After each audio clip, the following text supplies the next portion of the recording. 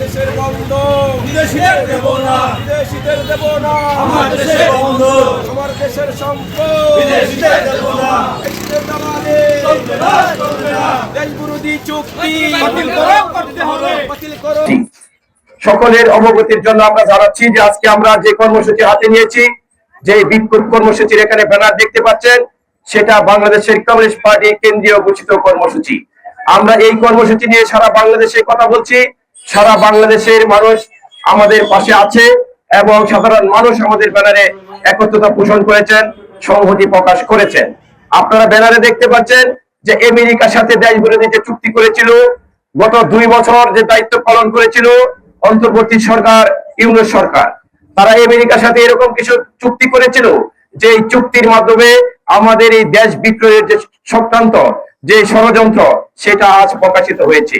আপনারা জানেন চট্টগ্রাম একটি বন্দর, আমাদের লাভজনক বন্দর, সেই বন্দরটাও আমেরিকার কাছে ইজারা দিয়েছে। কি কারণে দেওয়া হয়েছে সেটাও আমরা জানি না। আপনারা অবগত আছেন যে গত জাতীয় নির্বাচন যে অনুষ্ঠিত হয়েছে, সেই নির্বাচনের মাত্র 2 দিন 3 দিন আগে গোপন চুক্তির মাধ্যমে সেটা আমেরিকার কাছে সেই বন্দর ইজারা দিয়েছে। আপনারা দেখতে পাচ্ছেন যে আমরা মনে করেছিলাম যে বর্তমান যে সরকার ক্ষমতায় এসেছে, সেই সরকার ক্ষমতা আসার পর সাধারণ জনগণের যে ভোগান্তি সেটা দূর হবে, কিন্তু আমরা দেখছি যে বর্তমান সরকার আসার পরে আমাদের যে কলকারখানা ছিল, যে বিভিন্ন রাষ্ট্র বিভিন্ন 44টি কারখানা ছিল, সেই কারখানাগুলো ব্যক্তি মালিকানায় দেওয়ার প্রক্রিয়া চলছে।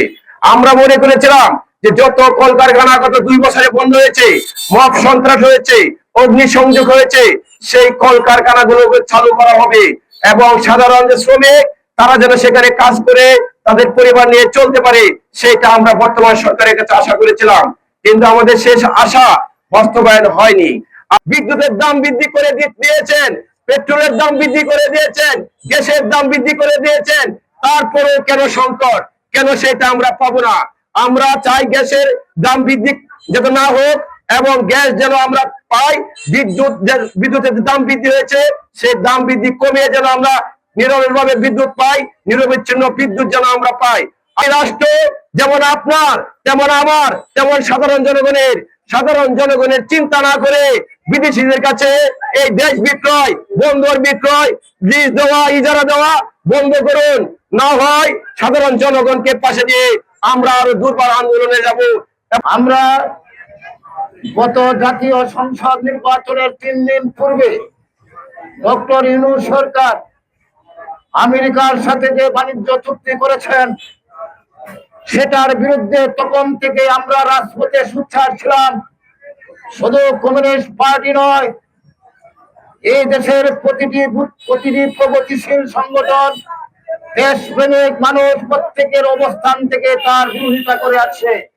কেন বিরোধিতা করে আসছে সেটাও আপনাদেরকে বুঝতে হবে।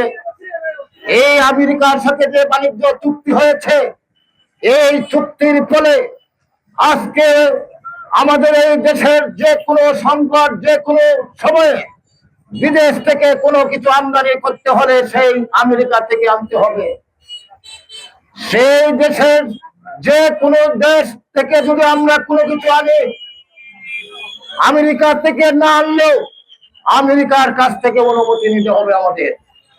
এটা এক ধরনের একটা দাসত্বের চুক্তি। এটাকে আমরা কমিউনিস্টরা বলেছি গোলামি চুক্তি।